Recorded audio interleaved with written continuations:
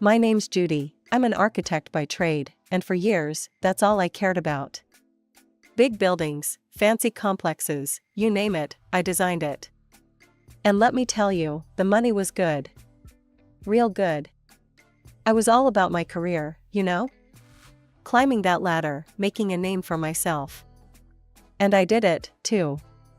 By the time I hit my mid-30s, I was at the top of my game. But something was missing. One day, I'm sitting in my fancy office, looking out over the city skyline I helped shape, and it hit me. I wanted a family, kids, a husband, the whole shebang. So there I was, 35 years old, and suddenly on the hunt for Mr. Right. And wouldn't you know it, I found him. We got married pretty quick. Tom, he was different from the guys I usually went for. He wasn't all about the money or the status. He was just real.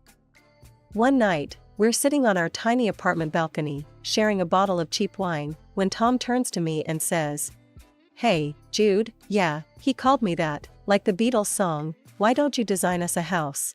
Your dream house. We'll get some builders, make it happen." Design our own house? It was like he'd read my mind. I'd spent years designing other people's dreams, but never my own. I was all over that idea like white on rice. So I got to work. Sketches, plans, 3D models, the works. We built that house, and it was everything I'd ever dreamed of. Open plan living area, huge windows to let in all that natural light, a kitchen that would make a celebrity chef jealous. It was us, in brick and mortar form. I was so proud of that house, I sent some photos to this fancy design magazine. Next thing I know, they're calling it the House of the Year. Can you believe that? My house, our house, the best of the year. Life was good, you know? We had our dream house, our careers were going great. But something was still missing. We wanted a kid. We tried everything, tracking my cycle, special diets, you name it. Nothing. So we started with the doctors. Tests, and even more tests. But they all said the same thing, we were fine. We talked about other options. Adoption, IVF, all that stuff. But it didn't feel right for us. We decided if it happened, it happened. If not, well, we had each other, right? So we tried to move on. Focused on our careers, on each other. We traveled, we entertained, we lived. Little did I know, life was about to throw us another curveball. One that would change everything. It started with Tom feeling a bit off. Nothing major, just tired all the time, no appetite. We figured it was stress from work or something. But it didn't go away. We finally went to the doctor. I remember sitting in that sterile white room, holding Tom's hand as the doc came in. The look on his face, I knew it wasn't good news. Stomach cancer, advanced. Those words hit like a freight train. From that moment on, our lives became a whirlwind of hospitals, doctors, and treatments. I threw myself into it, researching every possible cure, every experimental treatment. We traveled to the best clinics, spent a fortune on medicines. But cancer, it's a sneaky bastard. No matter what we tried, Tom just kept getting worse. I watched the man I loved, this strong, vibrant guy, waste away before my eyes. It was like living in a nightmare I couldn't wake up from. The end came faster than we expected. One minute he was there, squeezing my hand, telling me it would be okay. The next, he was gone. I was lost. Completely and utterly lost. The house that we'd built together, our dream home, it felt empty now. I tried to keep it together, I really did. But I was falling apart. I couldn't sleep, couldn't eat. Work became impossible. I'd stare at blueprints for hours and not see a thing. My colleagues were worried, I could tell. But what could they do? What could anyone do? About a month after the funeral, I started feeling sick. Really sick. Couldn't keep anything down, not even water. At first, I thought it was just stress, you know? Grief does weird things to your body. But then this crazy thought hit me. What if I had cancer too? I know it sounds nuts. I mean, logically, I knew stomach cancer wasn't contagious. But grief isn't logical, is it? I panicked. Drove myself to the ER in the middle of the night, convinced I was dying. The doctors there, bless them, they were patient with me. Ran a bunch of tests to calm me down. And then the doc came in with the results. I braced myself for the worst. But instead, she smiled at me. "Congratulations," she said. "You're pregnant." Pregnant. After all those years of trying, after losing Tom, after everything. I was pregnant. I didn't know whether to laugh or cry. So I did both. Right there in the ER, surrounded by beeping machines and worried nurses, I laughed and cried like a crazy person. As I drove home that night, my hand on my still flat stomach, I made a promise. To myself, to Tom, to this little life growing inside me. I was going to be the best damn mom I could be. The pregnancy hit me like a ton of bricks. I mean, I'd heard stories about morning sickness and all that, but this? This was something else entirely. I could barely drag myself out of bed most days, let alone work on complex architectural projects. My boss, Jake, he tried to be understanding at first. "Take it easy, Judy," he'd say. "We've got you covered." But as the weeks dragged on and I kept missing deadlines, I could see the frustration in his eyes. One day, he called me into his office. I knew what was coming. "Judy," he said, leaning back in his chair, "we can't keep giving you the big projects if you can't deliver. I'm thinking we should move you to remote work, maybe scale back your responsibilities." I threw myself a pity party that night. Sat on the couch Tom and I had picked out together, eating ice cream straight from the tub and crying my eyes out. But then, I felt it. This tiny flutter in my belly. And just like that, I knew. This child, this little miracle growing inside me, was more important than any building I could ever design. More important than any career. The next day, I started looking for a new job. Something closer to home, something that wouldn't stress me out so much. I found a small construction company, just a few blocks from my house. The pay was, well, let's just say it was a far cry from what I was used to. But they were willing to work with my schedule, to be flexible with doctor's appointments and all that. I took the job, and you know what? It was the best decision I could have made. The months flew by. When the big day finally came, I swear I could feel Tom there with me. Cheering me on, telling me I could do this. And I did.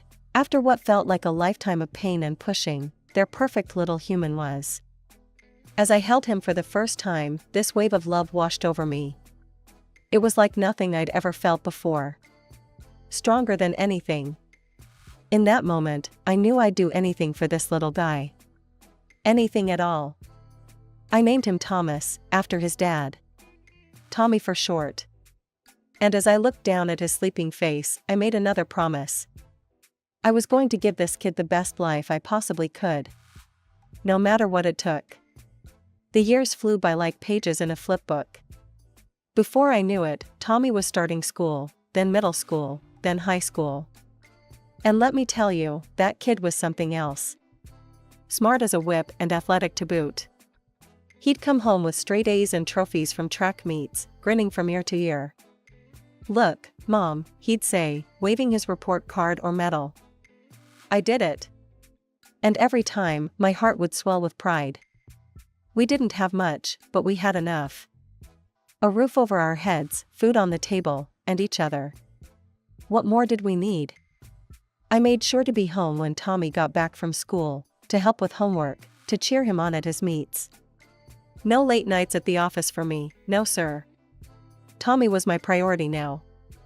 High school graduation came and went in a blink. Tommy, cap on his head and diploma in hand, beaming at me from the stage. I cried like a baby, of course. Couldn't help it. My little boy was all grown up. Then came college. Tommy got into a great school in another city. I was so proud of him, but man, it was hard to let him go. The house felt emptier than ever without him around. But you know what? It also gave me a chance to focus on myself again.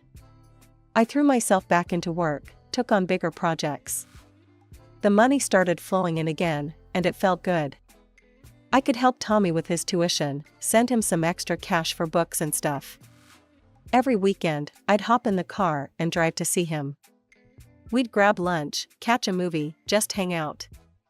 It was different, sure, but it was still us. Still good. After graduation, Tommy decided to stay in the city.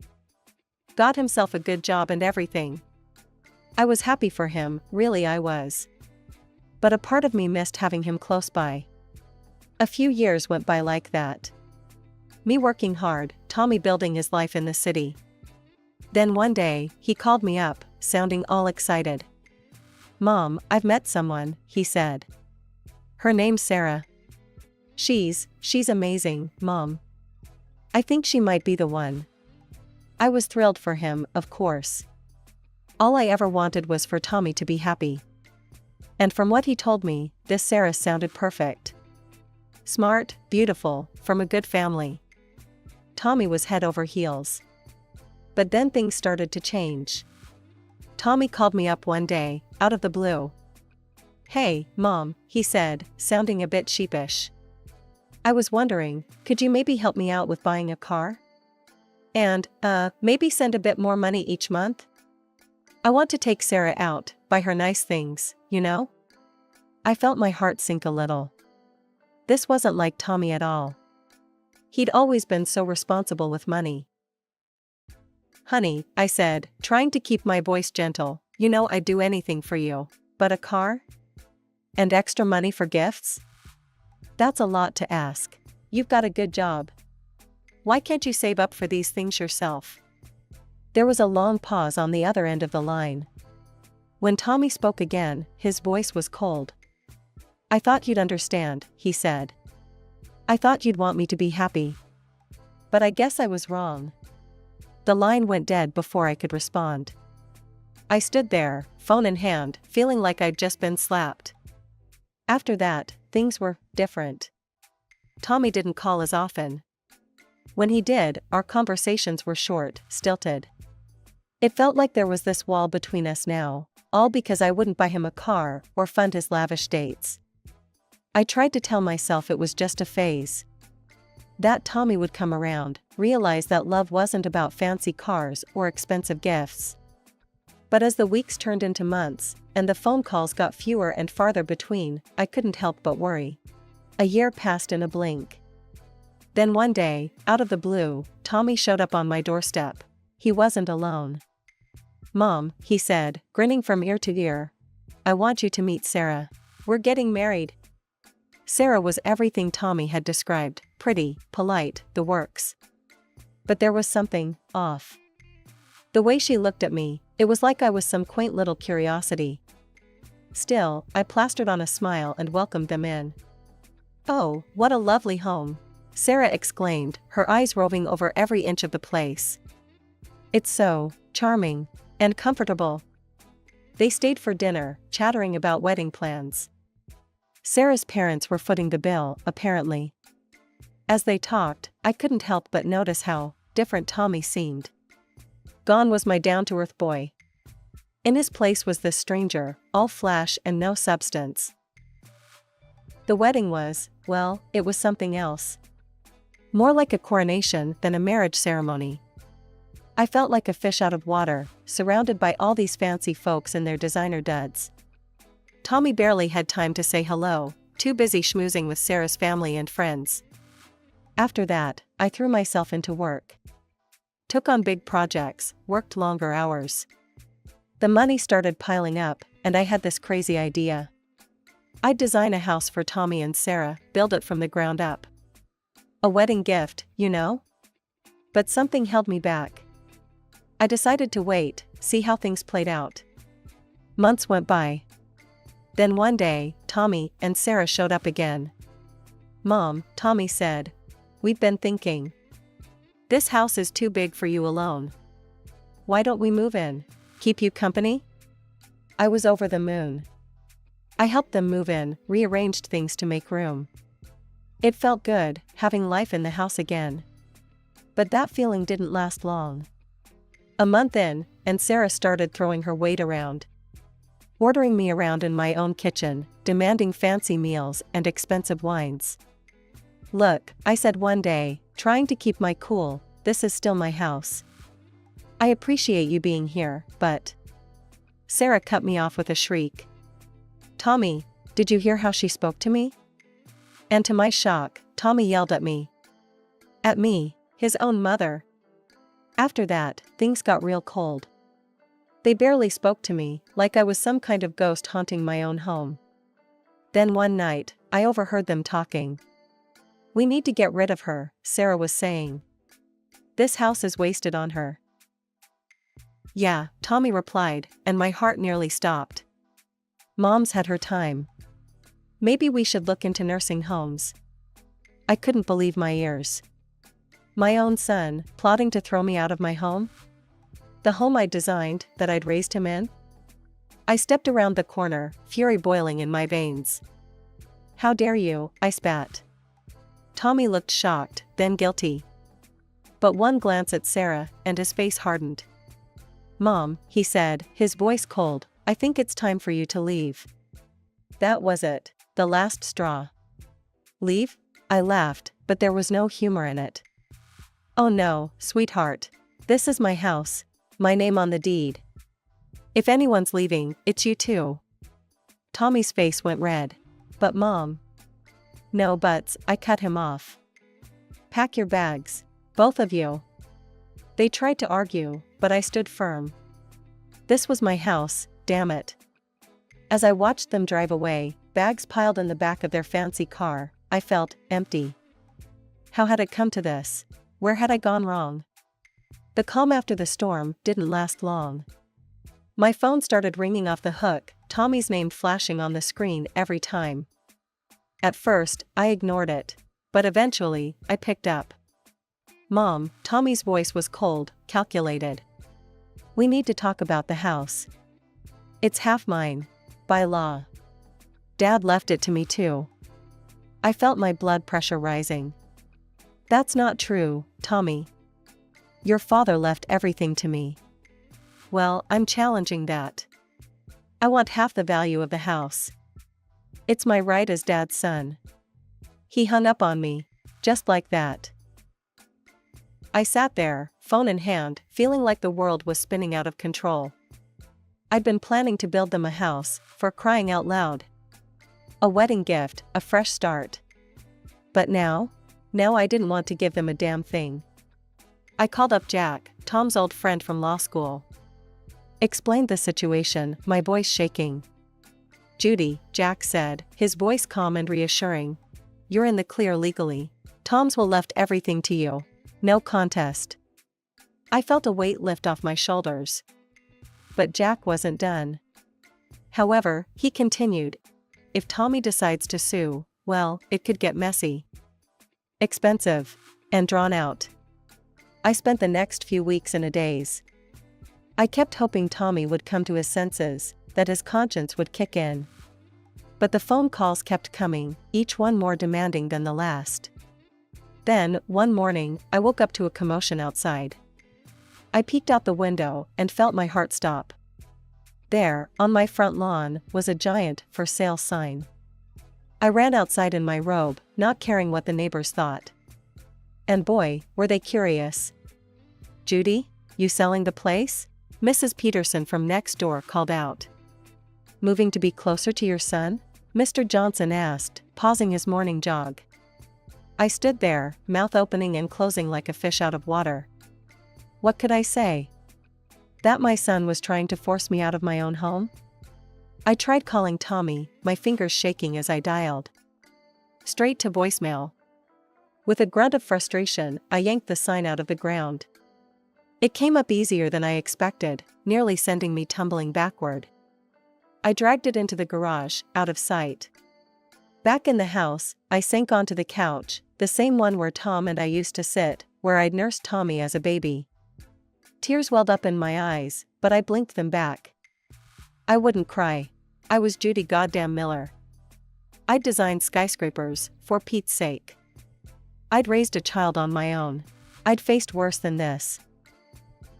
I was trying to relax that evening, curled up on the couch with a book I couldn't focus on, when I heard the front door open. My heart leapt. Was it Tommy, coming to his senses? But the voices I heard weren't just Tommy's. There were strangers in my house. I got up, my legs shaky, and made my way to the foyer. And there they were, Tommy, Sarah, and a couple I'd never seen before, all standing in my entryway like they owned the place. "And this is the living room," Tommy was saying, gesturing grandly. "Original hardwood floors, floor-to-ceiling windows." The couple was nodding, looking impressed. "It's stunning," the woman said. "We'll take it. When can we move in?" I couldn't believe what I was hearing. "Excuse me," I said, my voice quavering. "This house is not for sale. I'm going to have to ask you all to leave." Tommy's face twisted into something ugly. He turned to the couple and said, loudly, "Don't mind her. She's not well. Dementia, you know. Sad, really." I felt like I'd been slapped. "Tommy," I gasped. "How dare you?" But he talked over me, continuing his tour like I wasn't even there. My hands shaking, I grabbed my phone. "I'm calling the police," I announced. "All of you, out.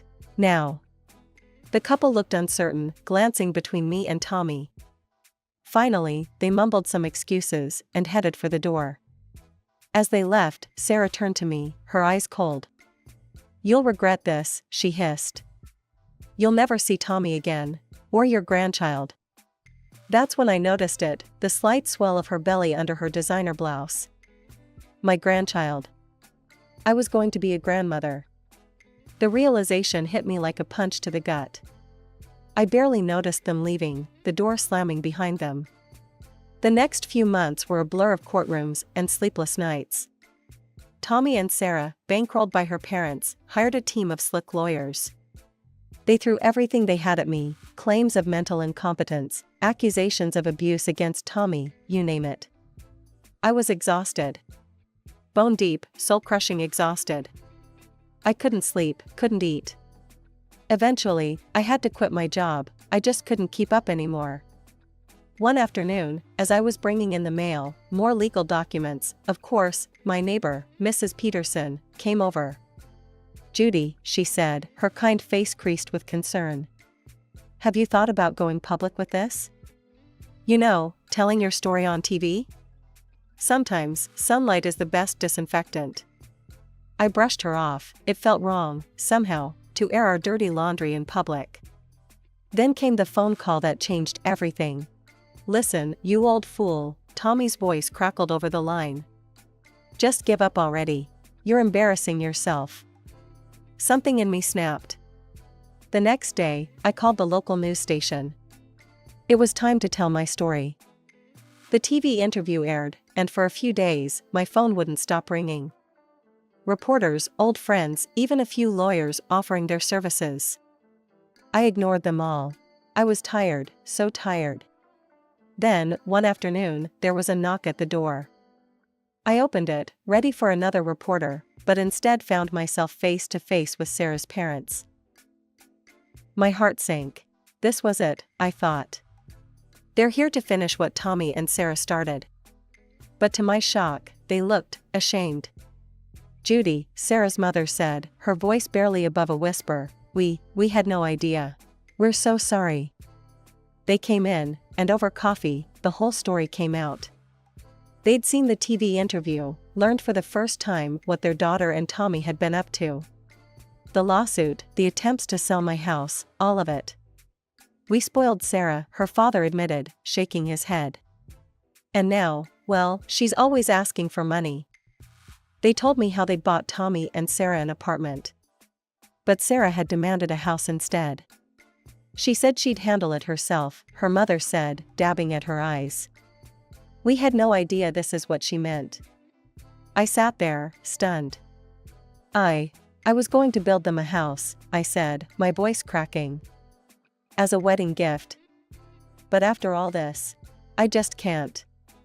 Sarah's parents nodded, understanding in their eyes. "We're cutting them off," her father said firmly. "No more money. Not for lawyers, not for anything."